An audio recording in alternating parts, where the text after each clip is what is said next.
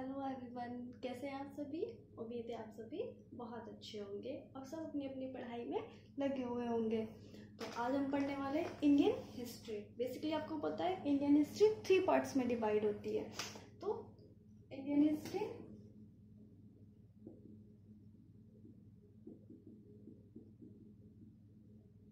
History को 3 parts में divide किया गया है, जिसमें सबसे पहले आता है एंशिएंट इंडिया यानी प्राचीन भारत।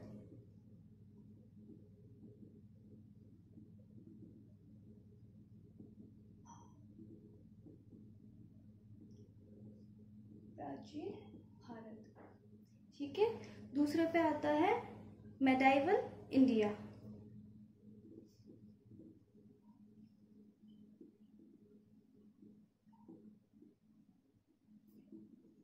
यानी मध्यकालीन भारत।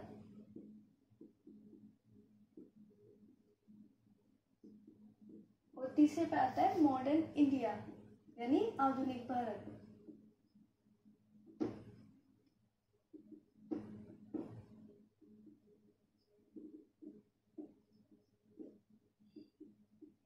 ठीक है।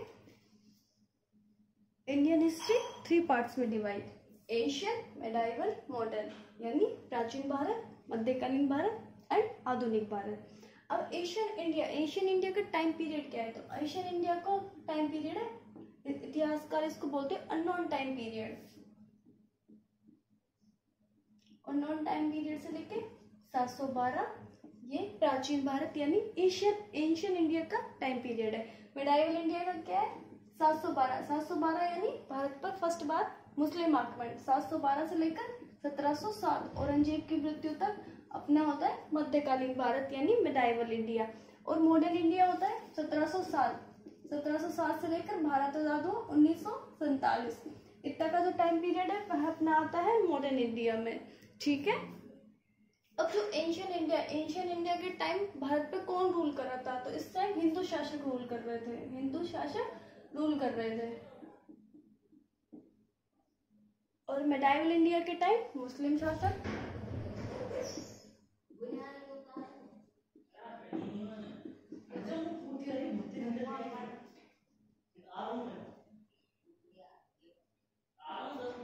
एंड मॉडर्न इंडिया में ब्रिटिश शासक।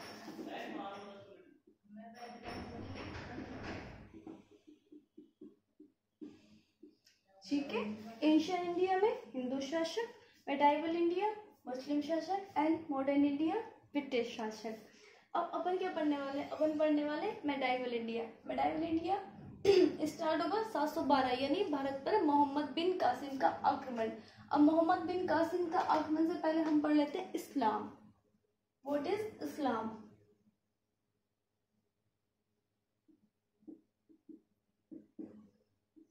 इस्लाम क्या है। इस्लाम धर्म क्या है। इस्लाम धर्म एकस्वाद धर्म है। एकस्वाद कैसे, क्योंकि अल्लाह का ना कोई रूप है, ना रंग है, ना आकार है। आप अल्लाह को इमेजिन नहीं कर सकते कि वह कैसा दिखता होगा, कैसा होगा, बिल्कुल भी नहीं सोच सकते उसके बारे में। और ना ही आपको मस्जिदों में कभी अल्लाह की कोई मूर्ति मिली होगी। तो इसमें मूर्ति पूजा का विरोध किया गया है।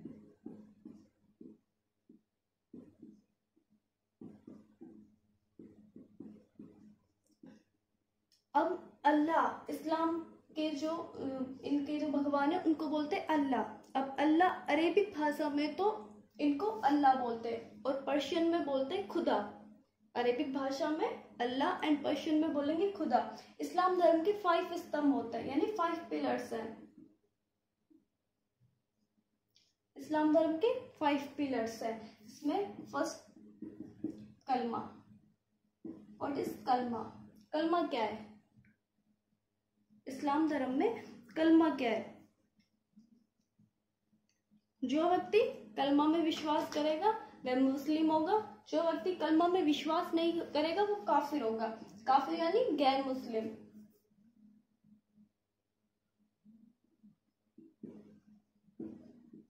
काफिर गैर मुस्लिम, इनको क्या बोला जाएगा, काफिर बोला जाएगा। और जो कलमा में विश्वास करेगा वह एक सच्चा मुस्लिम होगा। इसका दूसरा पिलर क्या है, क्या है स्तंभ इसका, जो एक सच्चा मुस्लिम व्यक्ति होगा वो दिन में 5 टाइम नमाज अदा करेगा, 5 बार की नमाज पढ़ेगा। और जो तीसरा पिलर है वह है एक सच्चा व्यक्ति रमजान के महीने में रोजा रखेगा, रमजान में रोजा रखेगा। चौथा, एक मुस्लिम व्यक्ति अपनी जो लाइफ है उस लाइफ में एक बार मक्का मदीना, जो कि सऊदी अरब के 2 शहर है और जो इस्लाम में सबसे पवित्र तीर्थ मतलब स्थल बोले गए, तीर्थ स्थल बोले गए, जिनका नाम क्या है, मक्का और मदीना, एक बार हज की यात्रा करेगा। इसको हज बोला जाता है। हज की यात्रा करेगा मक्का एंड मदीना।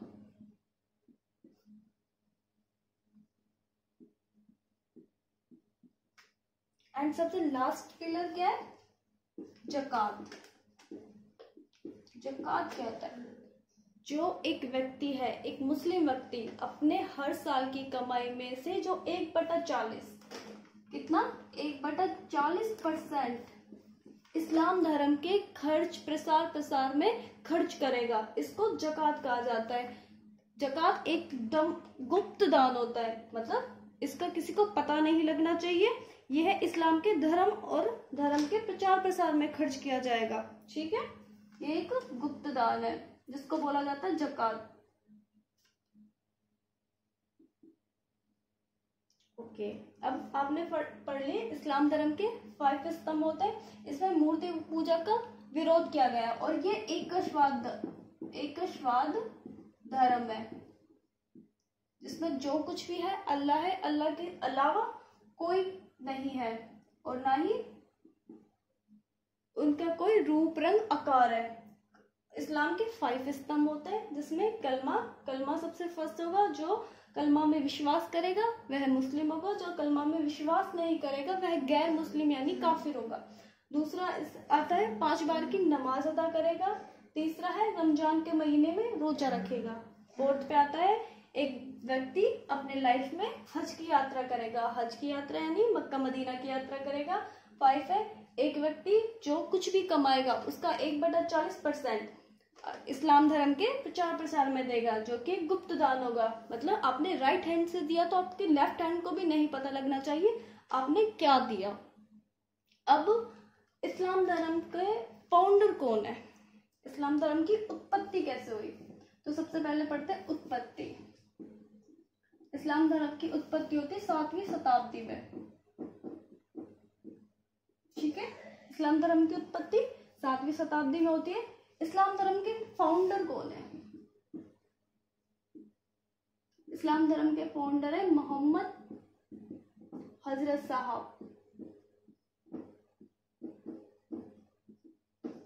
इस्लाम धर्म के फाउंडर कौन है, मोहम्मद हजरत साहब। मोहम्मद हजरत साहब का जन्म कब हुआ, इनका बर्थ टाइम क्या है, इनका जन्म कहाँ हुआ, इनका जन्म 570 AD कहाँ पे होता है, मक्का में। सऊदी अरब के एक शहर मक्का में इनका जन्म होता है। इस्लाम धर्म में इनके बारे में बोला जाता है कि ये काफी मतलब लंबे लंबे टाइम के लिए मेडिटेशन क्या करते थे, ध्यान मग्न रहा करते थे। और जब ये फिर एक बार 610 क्या सन है, 610 में हीरा नामक गुफा यानी हीरा केव में इन्हें एलाइटमेंट यानी महाज्ञान की प्राप्ति होती है। महाज्ञान मिलता है कहाँ, हीरा नामक गुफा में।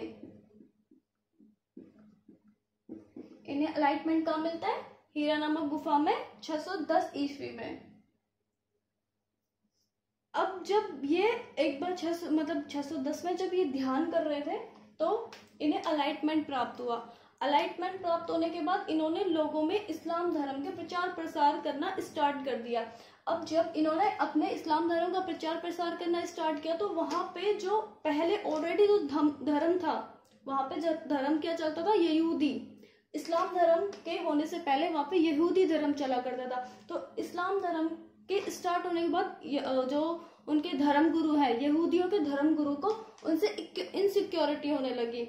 इसकी इनसिक्योरिटी के चलते हुए मोहम्मद हजरत साहब ने 622 एडी में मक्का से मदीना चले गए। उन्होंने मक्का से मदीना की यात्रा की।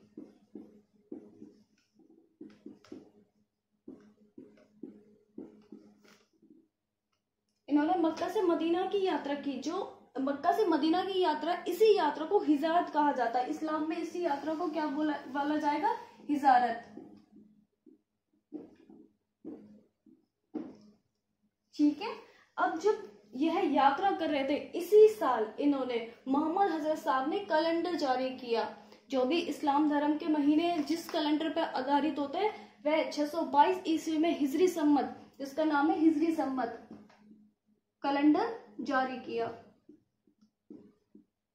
इसी पर इस्लाम धर्म के सारे महीने आधारित होते हैं। किस पे? हिजरी सम्मत पे।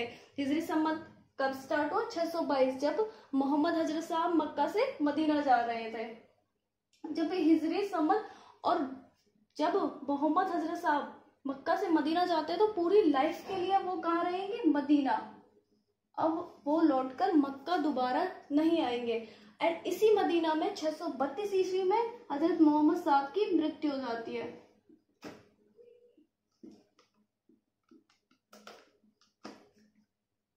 ठीक है।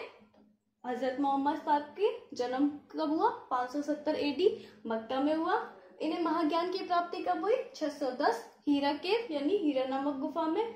622 में वह मक्का से मदीना चले जाते हैं। इसी को इस्लाम धर्म में हिजारत कहा जाएगा। और इसी साल लॉन्च होगा हिजरी सम्मत, जिसपे इस्लाम धर्म के सारे महीने आधारित होते हैं। अब 622 से लेकर 632 तक वे मदीना में ही रहेंगे और मदीना में ही इस्लाम धर्म का प्रचार प्रसार करेंगे। अब उनके मृत्यु हो जाने के बाद सबसे बड़ा सवाल आता है कि अब उनका खलीफा कौन बनेगा? खलीफा क्या होता है? इस्लाम धर्म में जो मोहम्मद हजरत साहब के जो उत्तराधिकारी होंगे उन्हें खलीफा कहा जाएगा। उत्तराधिकारी को क्या कहा जाता है? खलीफा।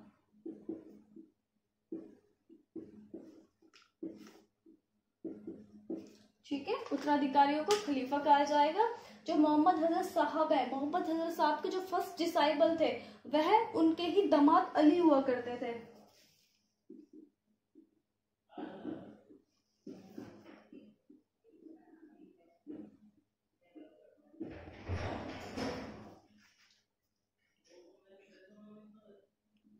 आप सभी को समझ आया?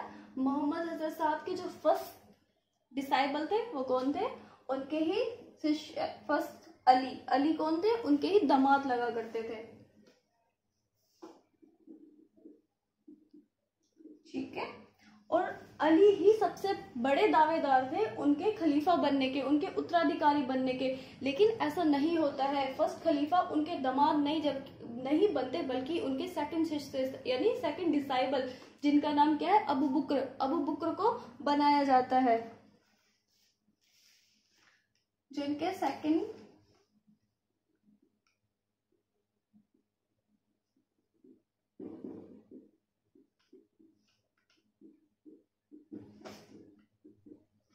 अबू बकर को बनाया जाता है। इनके थर्ड कौन थे? उनका नाम था उमर और अगले का नाम था उस्मान। और लेकिन फर्स्ट शिष्य तो अली थे, सेकंड शिष्य मतलब है इनके अबू बकर, जो इनके लगते थे ससुर। और फोर्थ पे उमर और नहीं, थर्ड पे उमर एंड फोर्थ पे उस्मान। लेकिन खलीफा कौन, फर्स्ट खलीफा कौन बनेंगे? फर्स्ट खलीफा बनाए जाएंगे अबू बकर को। एक मिनट।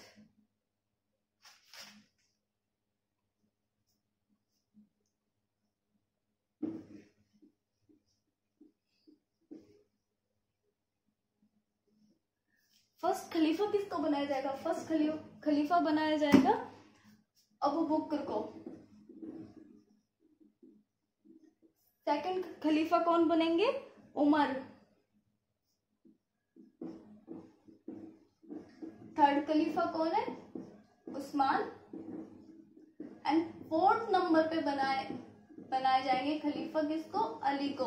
जो उनके फर्स्ट शिष्य हैं उनको 4th नंबर पे खलीफा बनाया जाएगा।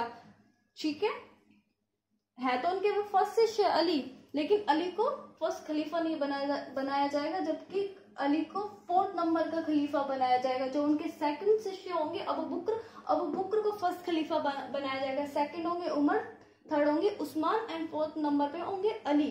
यहीं पर इस्लाम धर्म में डिस्ट्रीब्यूट होना स्टार्ट हो जाता है। कुछ लोग जो अली के फॉलोवर्स थे वे अली को ही फर्स्ट खलीफा मानते हैं, जबकि अली 4th नंबर के खलीफा है। लेकिन 15 से 20% लोग अली को फर्स्ट खलीफा मानेंगे, और जो अबू बकर को 80 से 85% लोग अबू बकर को फर्स्ट खलीफा मानेंगे।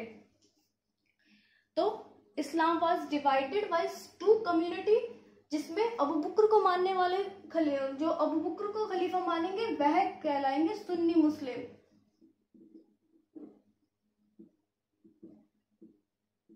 ठीक है। एंड अली को जो फर्स्ट खलीफा मानेंगे, जो 15 से 20% है, यह कहलाएंगे शिया मुस्लिम।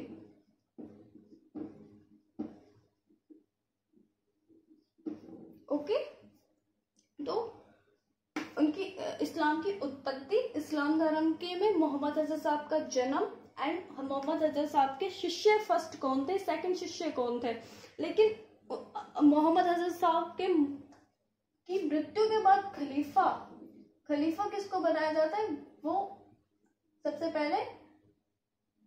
पहले अबू बकर, उमर, उस्मान एंड अली।